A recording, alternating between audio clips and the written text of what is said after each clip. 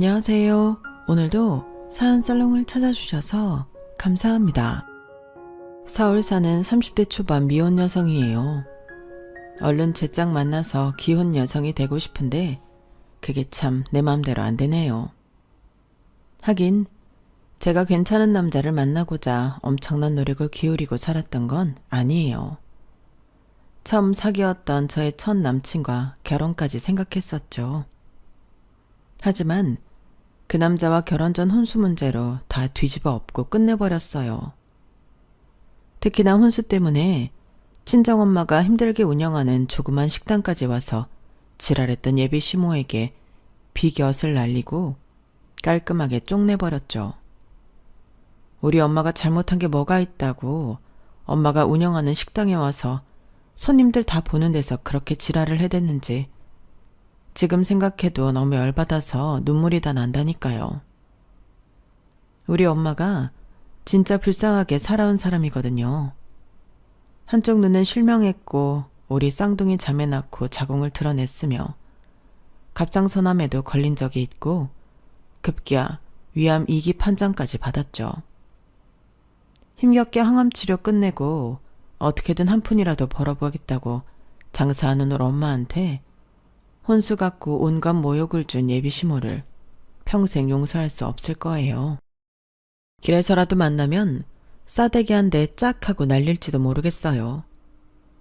누군가를 이렇게까지 증오해 본 적은 없는데 지금 제 심정이 그렇네요.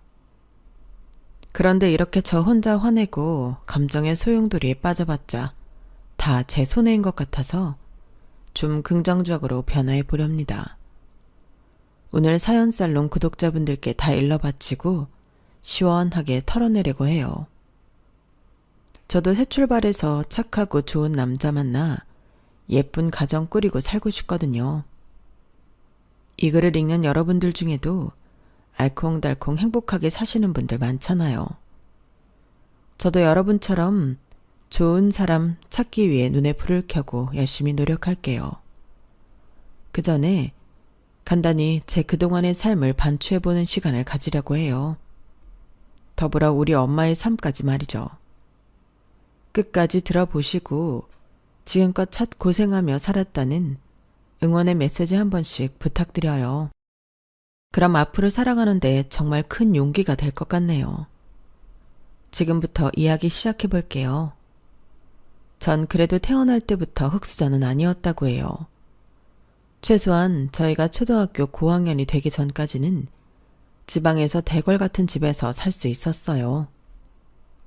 친할아버지가 그 지역 유지였거든요.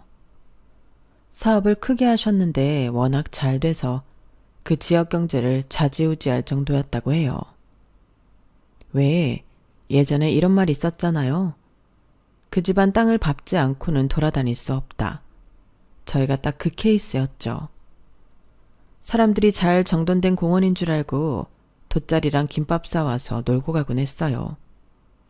그게 다 우리 집 정원이었는데 말이죠. 지금도 어린이 대공원의 넓은 잔디밭 보면 어렸을 적 살았던 그 집이 생각나요. 언젠가 한번 고향을 찾아가 봤더니 그새 다 아파트로 바뀌어 있더군요.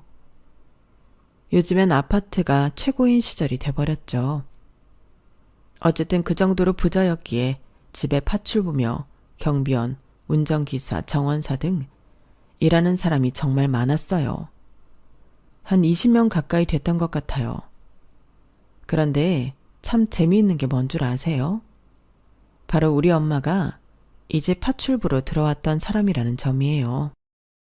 이 사실은 엄마가 저 어렸을 적엔 비밀로 하다가 나중에 알게 되었죠.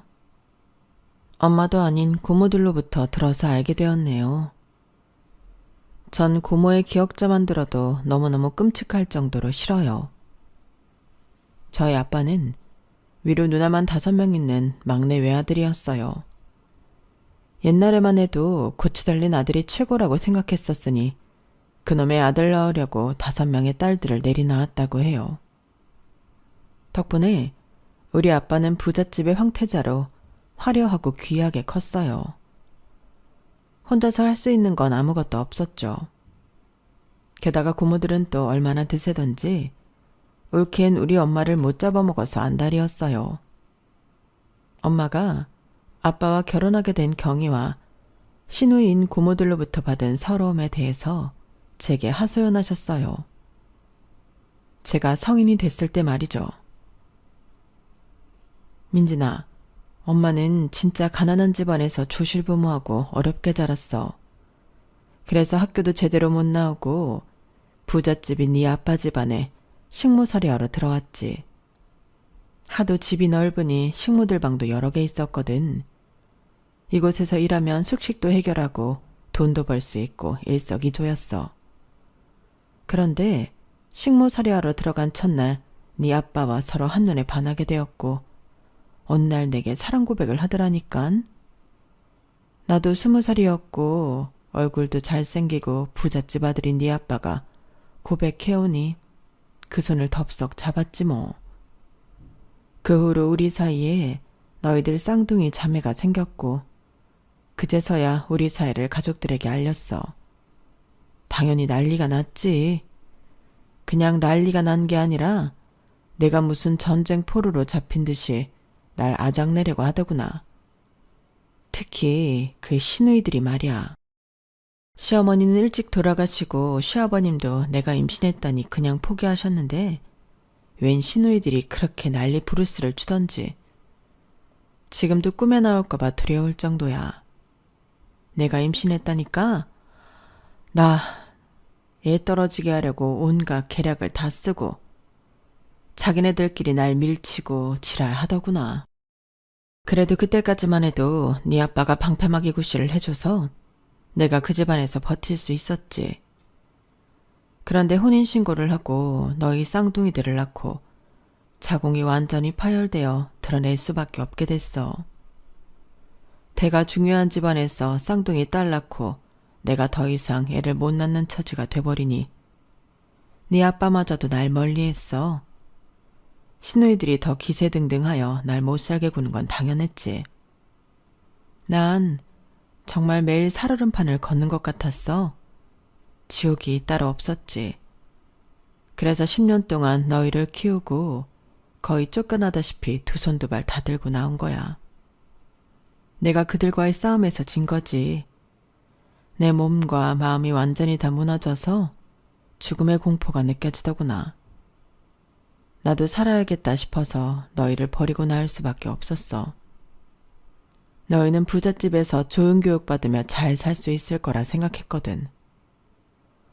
어쨌든 그 집에서 나오면 괜찮아질 거라고 생각했는데 내 새끼들을 떼어놓고 나오니 사는 게 아니더구나.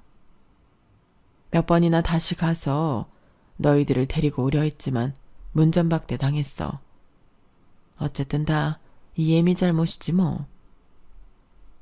다 사실이었어요. 저희 엄마는 이렇게 가진 고생을 다 하다가 저희가 10살 정도 되던 해에 집을 나가셨어요. 그 후로 연락이 끊겼죠. 엄마는 저와 쌍둥이 언니에게 편지도 많이 보내고 이리저리 연락을 취하려 계속 노력을 하셨다던데 저희는 아무것도 전달받지 못했어요. 하지만 고모들로부터 그리고 우유부단하고 맨날 밖으로만 돌며 유흥을 즐기던 아빠로부터 사랑을 받지 못하던 엄마라는 걸 잘 알았기에 원망 따윈 하지 않았어요. 그저 건강하고 행복하게 살고 계시기만을 빌었죠. 엄마가 떠난 후 고모들은 저희 쌍둥이 자매한테 엄마의 욕을 뺀질나게 해댔어요. 야, 민진아, 민정아. 니네 엄마는 완전히 꽃뱀이었어. 니네 엄마가 귀하게 자란 내 남동생을 꼬셔서 이 집안에 입성한 거라고. 네 집안 돈 다 차지하려고 말이야. 그 여자 꼴 안 보니 속이 다 시원하네. 니네 엄마가 얼마나 책임감이 없으면 애 새끼 다 떼어놓고 자기 혼자 잘 살겠다고 집을 나가겠니? 아주 지독한 년이라니깐. 혹시 모르지. 결혼 생활 동안에도 딴 놈이랑 붙어먹었을 수도? 전 어른들의 상황은 잘 몰랐지만 엄마 욕을 하는 건 참을 수 없었어요. 그동안 엄마가 고모들로부터 얼마나 심하게 당하고 살았는지 봐온 게 있었으니 고모들은 제게 무조건 가해자였죠. 고모, 우리 앞에서 엄마 욕하지 말아요. 우리 엄마는 반드시 다시 돌아온다고 했어요. 엄마가 집을 나간 건 다 고모들 때문이라고요. 고모들이 지구상에서 없어져 버렸으면 좋겠어. 엄마, 보고 싶어. 엄마가 보고플 때마다 저와 쌍둥이인 민정 언니는 서로를 의지하며 버텼어요. 일환성 쌍둥이라 생긴 건 좀 다르지만 민정 언니는 제게 분신 같은 존재였어요. 3분 차이로 태어난 쌍둥이지만 꼬박꼬박 언니라고 불렀어요. 특히나 엄마가 집을 나가신 후로는 민정 언니가 제게 엄마 역할까지 해줬거든요. 지금까지도 언니는 이 세상에서 가장 친한 친구이자 가장 가까운 핏줄이네요. 아빠와 이혼 도장 찍고 집을 나가버린 엄만 저희가 부잣집에서 계속 떵떵거리며 잘 살 수 있을 거라고 생각했다지만 현실은 정반대였어요. 부자는 망해도 3대를 간다는데 대체 어떻게 사업을 말아먹은 건지 저희 할아버지 사업은 처참하게 무너지고 말았어요. 그 드넓었던 땅과 궁궐 같던 집은 다 다른 사람의 손아귀에 넘어가고 말았으며 곁에 있던 사람들도 모두 떠나가더군요. 옆에서 맨날 부정적인 소리나 하고 우리 엄마 욕이나 하던 고모들도 친정이 망하니 거들떠 보지도 않더라고요. 더 이상 마녀 같은 고모들을 보지 않아도 된다는 점은 좋았어요. 그런데 사업이 망한 충격으로 할아버지는 돌아가셨고 아빠도 급격히 노쇼하셨어요.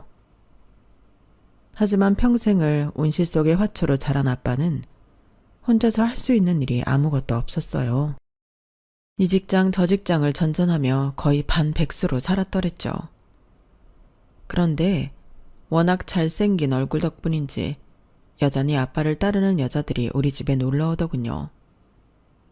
바보 같은 아빠는 지금으로 따지면 금방 사랑에 빠지는 금사빠 타입인 건지 조금만 좋게 지내면 금세 혼인신고를 하더라고요.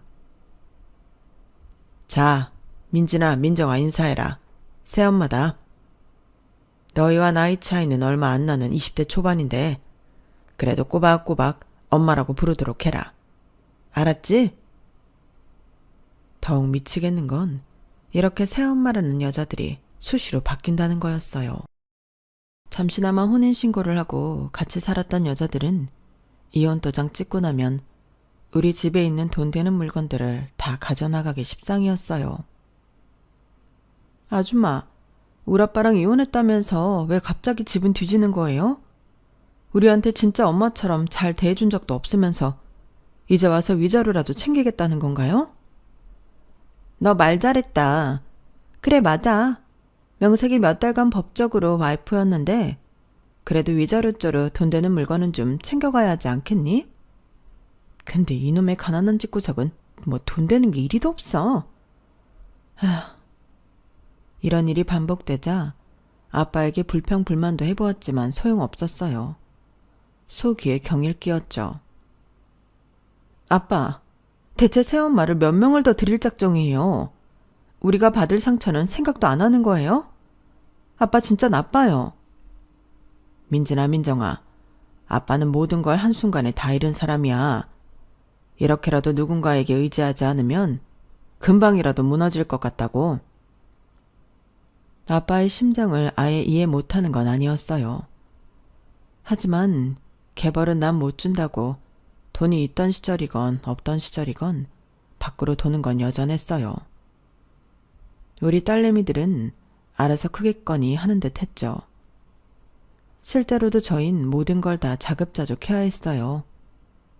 아빠가 용돈도 제대로 주지 않으니 알바로 생계를 연명해야 했어요. 그나마 발붙일 집이 있다는 것에 감사할 따름이었어요. 사람은 닥치면 다 하게 돼 있다는 말이 맞는 것 같아요. 저희 쌍둥이 자매도 어렸을 적엔 공주 대접받으며 자랐지만 이러한 극한 상황이 되니 생활력이 강해지더라고요. 하지만 몇백만 원이나 되는 대학 등록금까지 되는 건 무리라고 판단했어요. 둘 다 대학을 포기하고 취업 잘 된다는 여상에 진학했죠. 너무 아쉬웠어요. 공부를 엄청 잘하는 수재는 아니었지만 예전엔 해외 유학까지 생각했던 우리 팔자가 왜 이렇게 됐나 자괴감이 들기도 했어요. 그 모든 순간들을 쌍둥이 언니와 함께 감내했기에 이겨낼 수 있었던 것 같아요. 저희에게 아빠는 아무런 존재감이 없었어요. 그런 와중에 충격적인 연락을 받게 됐어요. 경찰입니다. 김성춘 씨 자녀분 되십니까? 병원으로 빨리 좀 와주셔야겠습니다. 가족이 있어야 사망 선고를 내릴 수가 있거든요. 사망 선고라니 믿을 수가 없었어요. 아직 미성년자인 우리에게 엄마 아빠가 돌아가신다는 건 상상도 못할 일이었어요.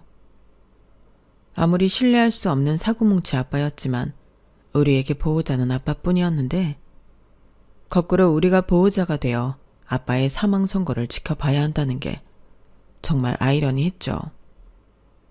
아빠의 유골함을 들고 저와 언니는 배를 타고 바다로 향했어요.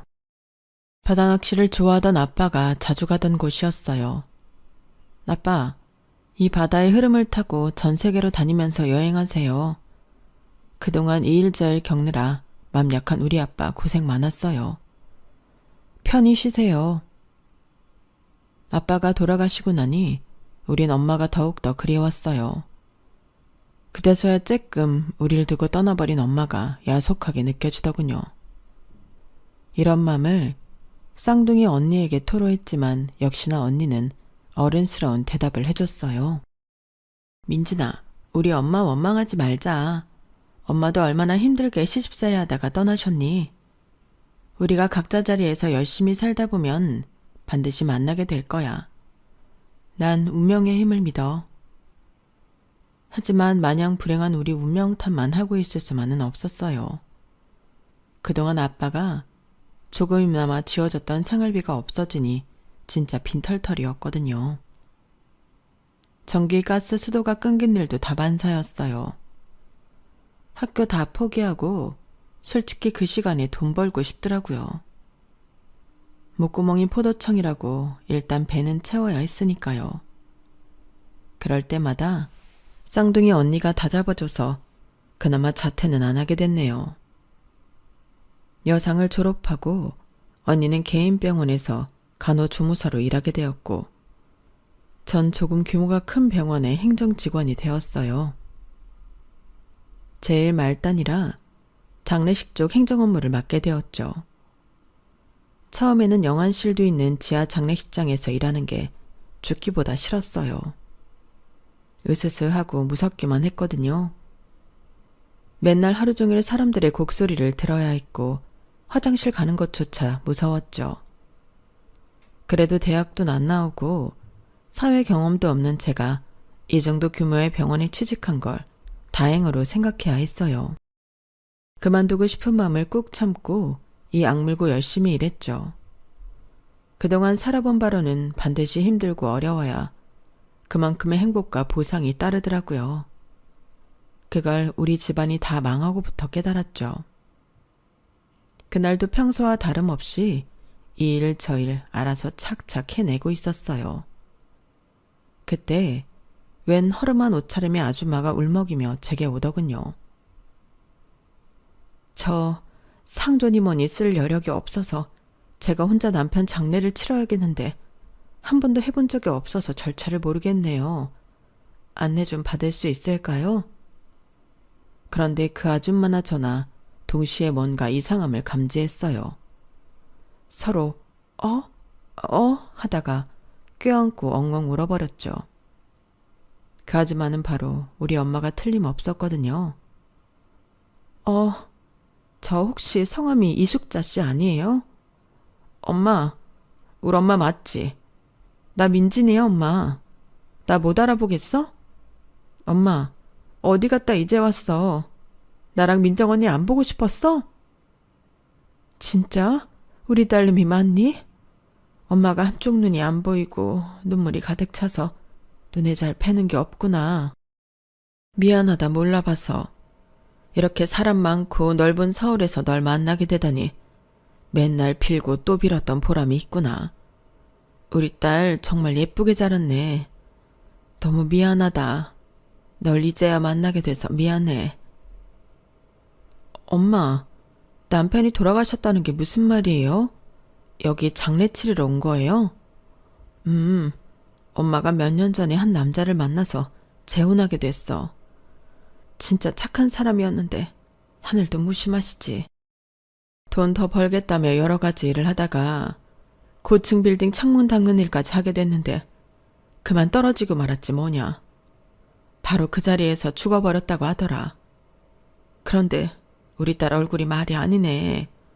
반쪽이 돼버렸구나. 부잣집 딸내미가 왜 이렇게 됐어. 전 장례식장 벤치에 앉아 엄마에게 그동안 우리 집안에 있었던 사실을 모두 털어놓았어요. 엄마의 살아온 이야기도 들을 수 있었죠. 그리고 지금껏 몰랐던 사실도 알게 되었어요. 엄마의 한쪽 눈이 실명된 게 다 저 때문이었더라고요. 네가 어렸을 때 쪽가위 가지고 놀더라고. 너무 위험할 것 같아서 안 된다고 제지하려 했는데 아기라서 이리저리 쪽가위를 휘두르다가 엄마 눈을 딱 찌르고 말았지 뭐니. 이후로 점차 안 보이다가 몇 년 전부턴 아예 안 보이더라고. 안과 가도 해결할 방법이 없다고 하고 어쩔 수 없지. 남도 아니고 네가 아무것도 모르는 아기 때 그런 걸 뭐. 괜찮아. 한쪽 눈으로 볼 수 있으니 엄만 다 괜찮아. 엄마의 한쪽 눈을 실명시킨 게 바로 나였다니 너무 죄송하기 그지 없었어요. 거의 맨몸으로 쫓겨나다시피 했던 엄마는 그 후로 정말 어렵게 살았더라고요. 설상가선으로 갑상선 암까지 걸렸다가 다행히 완치됐다고 하더군요. 대궐 같은 집에서 살았던 우리 모녀가 이젠 똑같이 힘든 처지에 놓인 것이 참 인생 무상이었어요. 그래도 지금이라도 만나 살 맞대고 살 수 있다는 게 정말 행복했어요. 쌍둥이 언니와 저는 엄마의 방 한 칸짜리 집에 얹혀 살 수 있었죠. 대신 저희 둘 다 돈을 벌고 있으니 우리가 생활비를 모두 부담했어요. 엄마는 아주 조그만 식당을 운영하고 있었어요. 그래도 손맛이 있었는지 손님이 점점 늘고 있는 추세였죠. 우리 쌍둥이는 엄마의 식당을 SNS로 열심히 홍보했어요. 또 언니에 비해 야근이 별로 없던 저는 퇴근 후 무조건 엄마 식당으로 향해서 일을 도왔어요. 엄마는 어떻게든 한 푼이라도 더 벌어보겠다며 아침부터 저녁 10시 넘어서까지 가게를 운영하셨어요. 법조인 사무실이 많은 곳에 위치하고 있어서 야근하는 손님들 한 명이라도 더 받겠다면서요. 전 고생해서 얼굴이 다 상해버린 엄마에게 최대한 힘을 보태고 싶었죠. 그런데 저녁 국밥과 함께 술 한잔하여 거나하게 취한 손님들이 서빙하는 제게 짓궂게 행동하는 일이 가끔 있었어요. 처음 겪어보는 일이었지만 큰 소리 내기 싫어서 꾹꾹 참으며 일했어요. 그날도 어김없이 취객이 저한테 꼬장을 부리더군요. 웬 할배가 제 엉덩이를 탁 치는 게 아니겠어요? 도가 지나친 미친 할배의 행동에 화가 머리끝까지 나서 꽥 하고 질러버렸죠. 아니 손님, 지금 뭐 하시는 거예요? 술 취하셨으면 그만 집으로 돌아가세요. 그런데 제 말이 다 끝나기도 전에 저쪽 편에서 웬 젊은 남자가 거의 날라오듯이 이쪽으로 달려와서 그 할배 팔을 거칠게 잡더군요. 아니, 여기서 지금 뭐 하는 거예요? 나이 들어서 취업도 안 되는 양반 내 변호사 사무실에 취직시켜줬더니 근처 식당에 와서 여자나 희롱하고 앉아있어요? 당신 당장 해고야. 내일부터 나오지 말아요. 그 할배는 젊은 남자에게 머리를 조아리며 사죄하더군요. 아유, 변호사님, 저기서 식사하고 계셨어요? 몰라 뵀네요. 젊은 처자가 엄마 도와서 식당에서 일하길래 열심히 하라고 격려해 준 것뿐입니다요. 그건 아저씨 사정이고요. 그냥 관두세요. 내일부터 서로 얼굴 보지 맙시다. 변호사라는 그 젊은 남자는 제게 다정하게 물었어요. 괜찮으신가요? 저 여기 단골이라 자주 와서 뵀는데 어머니 도와주시는 거였군요. 모든 손님들에게 웃는 얼굴로 친절하게 대해주셔서 보기 좋았습니다. 전 저쪽에서 다시 국밥 계속 먹을게요. 전 슈퍼맨처럼 나타나 절 도와준 그 남자에게 고맙다고 말하고 그 일은 어찌저찌 마무리되었어요. 원래 이 집 단골이었다던 그 젊은 남자는 그날 이후로 매일 저녁을 엄마 식당에서 해결하더군요. 엄마 식당에서 서빙을 돕던 저와도 친해지게 됐고요. 그러던 제가 독감에 걸려 한 일주일간 엄마 식당에 못 나가게 됐어요. 괜히 나갔다가 손님들한테 독감 다 옮길까봐 무서워서요. 일주일 동안 그 남자는 저희 엄마를 어떻게 구워 삶았는지 우리 엄마와 대단히 친해져 있더군요. 엄마도 능력 있는 변호사이며 잘생기고 다정한 그 남자가 당연히 싫지 않았겠죠. 이렇게까지 그 남자를 칭했어요. 예민진아, 정석준 그 남자 말이야. 나한테 이제부터 장모님이라고 부르겠다고 하더라? 네가 정말 마음에 들었나 봐. 너 독감 걸려서 못 나온다니까 걱정이 태산이더라. 이참에 정식으로 사귀고 결혼까지 생각해보는 게 어떻겠냐? 아 글쎄 나한테 너랑 결혼하고 싶다고 난리라니깐. 혼인을 전제로 만나고 싶대. 앞으로 퇴근하고 식당 올 때 최대한 꾸미고 예쁘게 화장하고 오도록 해. 네 장래 신랑감이 매일 찾아오니까 말이야. 엄마, 웬 장모님 신랑감? 너무 앞서 나간 거 아니에요? 그 남자랑 손 한번 안 잡아봤는데 뭘 결혼까지 생각해요. 됐어요, 엄마. 그 사람이 뭐가 아쉬워서 나 같은 여자랑 결혼하려 들겠어요. 난 가방끈 짧은 고졸이고 그 사람은 무려 사자 들어가는 직업인데 말이죠. 말은 그렇게 했지만 잘생긴 변호사가 들이대는데 마다할 아가씨가 있을까요? 제 스펙에는 자신이 없었지만 내심 그가 좋아지기 시작했어요. 제 마음을 눈치챈 그는 식당으로 엄청나게 큰 꽃다발을 들고 왔더군요. 민진씨, 독감 다 나았어요? 우리 오늘은 다른 곳에서 단둘이 저녁 식사할까요? 이미 장모님께는 우리 데이트 허락 받았어요. 그날로 정석준 이 남자와 사귀게 되었어요. 사실 그동안 몇몇 남자들이 대시를 해오기도 했지만 먹고 살기 힘들어 이성교제는 엄두도 안 내고 있었어요. 요즘 흑수저 노총각들이 결혼을 뒤로 미루는 게 이해가 가요. 저 또한 어느 정도 살 기반이 마련돼야 이성교제건 결혼이건 할 수 있다고 생각했거든요. 하지만 남친은 조건 없이 절 사랑해 주었어요. 같이 꽃놀이 다니고 맛집 찾아다니며 재미나게 데이트했어요. 다만 아무리 긴 휴가가 주어져도 여행을 가진 않더라고요. 자기는 집 밖에서는 잠이 아예 안 온다면서요. 그의 특성이니 그러려니 했죠. 남친은 처음부터 결혼까지 선포하고 절 만났기에 저도 자연스레 결혼을 생각하게 됐어요.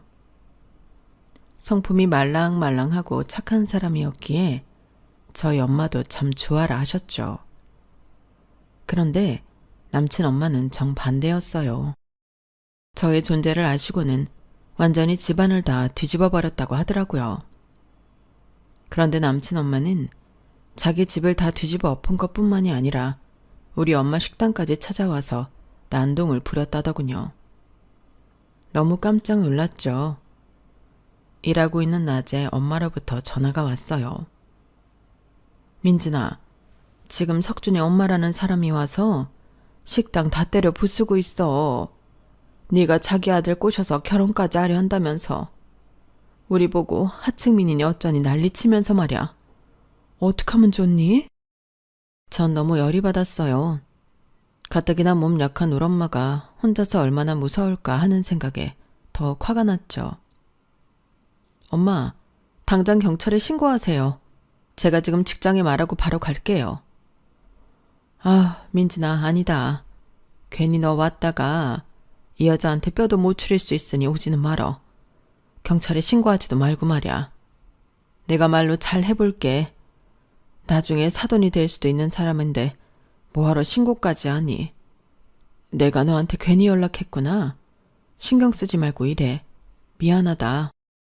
엄마가 너무 바보 같았어요. 돈 없다는 이유로 괜한 사람한테 왜 바보같이 당하고만 있는 건지. 경찰에 신고하면 왜 안 된다는 건지. 왜 저한테 미안하다고 하는 건지 이해할 수 없었죠. 아무튼 최대한 빨리 엄마 가게로 달려가 봤더니 이미 상황은 종료돼 있었고 엄마 혼자 식당을 치우고 계시더군요. 엄마, 괜히 나 때문에 미안해요. 이런 사람을 시어머니로 어떻게 평생 보고 살아요? 나 석준 씨랑 헤어지면 그만이에요. 당장 석준 씨한테 연락해서 말할게요. 엄마는 그런절 만류했어요. 민진아, 내가 사돈한테 말 잘 해놨어. 석준이랑 헤어질 생각 말고 다시 잘 만나서 결혼까지 꼭 해. 그게 지금 엄마의 소원이야. 눈물이 그렁그렁 맺힌 눈에 엄마가 제게 소원이라며 말하는데 답답하면서도 그 심정이 이해가 됐어요. 우리 모녀는 식당 바닥에 주저앉아 서로 부둥켜 안고 한참을 울었죠. 엄마의 당부와는 다르게 저는 남친에게 이별을 고했어요. 말도 안 되는 부모를 둔 그 남자와 결혼까지 갈 수는 없었거든요. 내 가족을 지키기 위해서라도 말이죠. 그런데 마냥 순진하게 느껴졌던 그 남자가 이렇게 집요한 구석이 있을 줄은 몰랐어요. 그날 이후로 진짜 스토커가 따로 없을 정도로 저만 졸졸 따라다니더군요.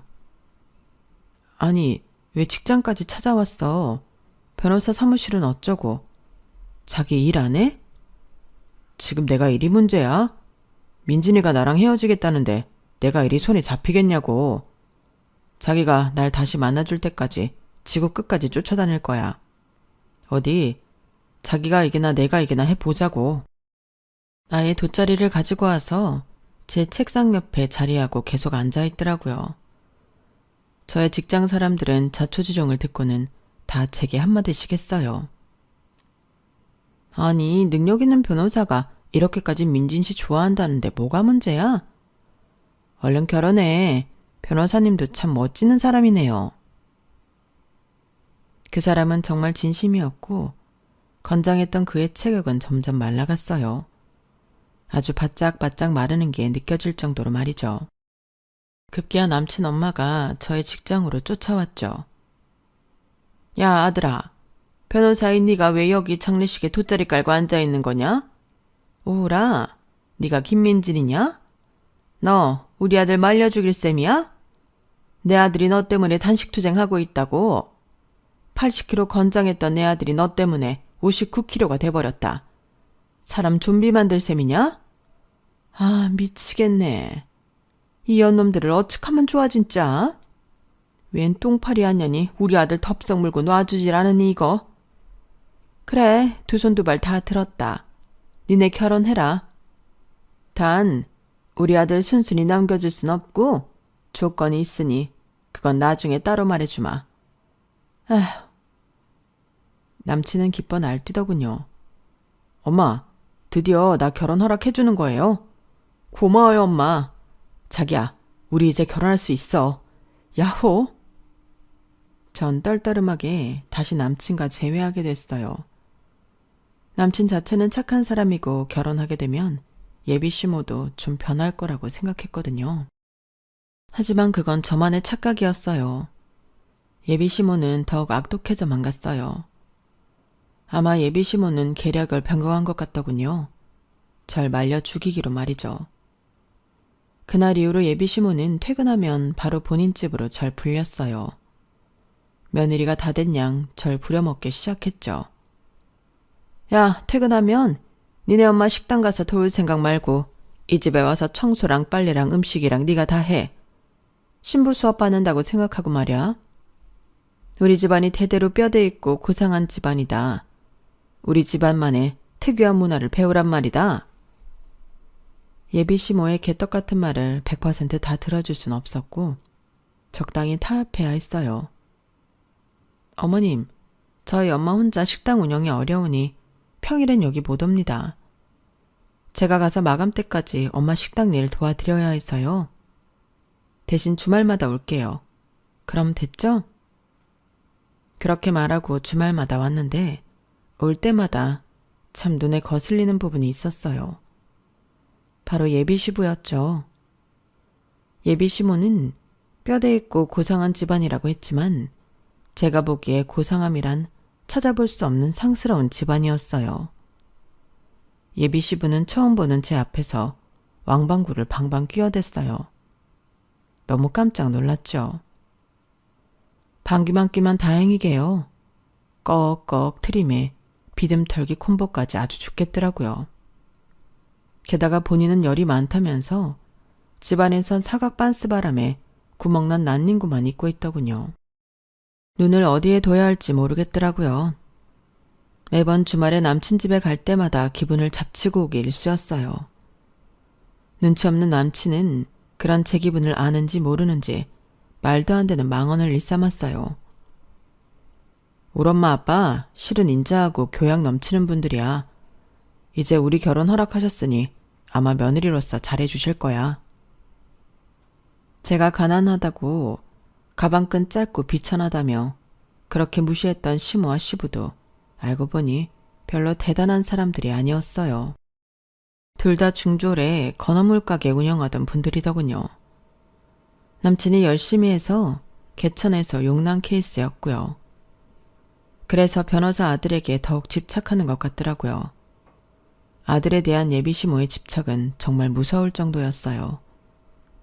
남친이 초등 때부터 공부를 곧잘 하니까 그 다음부터 무조건 서울대 들어가야 한다. 사자 들어가는 직업 가져야 한다며 들들 복가됐다고 하더군요. 특히나 시모가 남친 어릴 때부터 밤새서 공부하라며 아예 옆에서 지키고 서 있었다고 하네요. 착하고 여린 남친이 얼마나 스트레스를 받았을지 짐작이 가더라고요. 저 같았으면 그렇게 들들 복가된 엄마와 사이가 안 좋았을 것 같은데 순종적인 남친은 변호사가 돼서도 자기 부모 살뜰히 챙겼어요. 그리고 이젠 예비시모의 잔소리 레퍼토리가 잘 사는 집 여자를 며느리로 데려오라는 걸로 바뀌었대요. 근데 저 같은 가난한 집 고졸 여자와 결혼하겠다고 했으니 난리였겠죠 뭐. 어쨌든 이미 쏟아진 물이라고 생각하고 전 남친과 결혼을 결심했어요. 그런데 며칠 후 청천벽력 같은 소리를 전해 들었어요. 엄마로부터 말이죠. 민진아 민정아 이리 와볼래? 너무 놀라지 말고 들어. 엄만 이미 갑상선암 한번 겪어봐서 별로 놀랍지도 않지만 엄마가 위암 2기래. 하도 정기적으로 소화가 안 되고 아프고 해서 내시경 받아봤더니 그렇게 나오더라고. 어쨌든 바로 항암치료 들어가야 할 것 같아. 갑상선 때는 그냥 떼어내는 수술 받고 끝냈지만 이번엔 그렇게 넘어갈 순 없나 봐. 뭐라고요, 엄마? 우리 엄마가 너무 고생만 하고 살아서 암에 걸렸구나. 우리가 엄마를 더 잘 챙겼어야 하는데 미안해요. 엄마, 우리가 돈 벌고 있으니 당장 식당 그만두고 항암치료 받으러 다녀요. 최대한 회사 휴가 내고 같이 병원 다녀드릴게요. 네? 엄마는 한사코 거절했어요. 아니야. 엄마 노후 대비는 엄마 스스로 해야지. 너희는 결혼 자금으로 돈 모아놔야 하니 너희 돈으로 생활할 순 없어. 마침 식당도 점점 잘 되고 하니 엄마가 항암 치료하면서 식당 운영도 병행해 볼게. 머리 빡빡 깎으면 가발 쓰고 하면 되지 뭐. 엄마의 고집을 꺾을 순 없었어요. 그렇게 항암 치료와 병행하며 식당 운영을 계속 해나가셨어요. 병원 다닐 시간에만 알바생을 잠깐씩 쓰면서 말이죠. 머리가 많이 빠지니 그냥 다 밀어버리고 가발 쓰면서 장사하시더군요. 쫙쫙 말라가는 엄마의 모습을 보는 게 고역이었어요. 우리 쌍둥이 자매의 마음이 찢어졌죠. 몇 주 후 여느 때와 다름없이 제가 회사 마치고 엄마 식당에 와서 장사를 돕고 있는데 갑자기 예비 시모가 또 들이닥치더군요. 어머, 어머님, 연락도 없이 어쩐 일이세요? 야, 하도 내가 손해보는 장사하는 것 같아서 복장이 터져서 다시 왔다. 보잘것없는 네가 우리 귀하디 귀한 변호사 아들 채가려면 적어도 이 정도는 해올 생각하거라. 자, 여기 혼수 목록 그대로 하나도 빠짐없이 다 해도록 해. 그때 부엌 정리를 하고 계시던 엄마가 나오셔서 정중히 인사했어요. 아유, 사돈어른 또 오셨네요. 여기 앉아서 식사 좀 하고 계세요. 제가 얼른 진수성찬 내오겠습니다. 사돈은 무슨 사돈? 벌써 김치국부터 마시지 말고 쟤한테 혼수 목록 전달했으니 그거 보고 꼼꼼히 준비해올 생각해요. 10원도 모자라지 않게 준비하란 말이에요. 돈 없으면 은행 대출이라도 받아서 말이죠.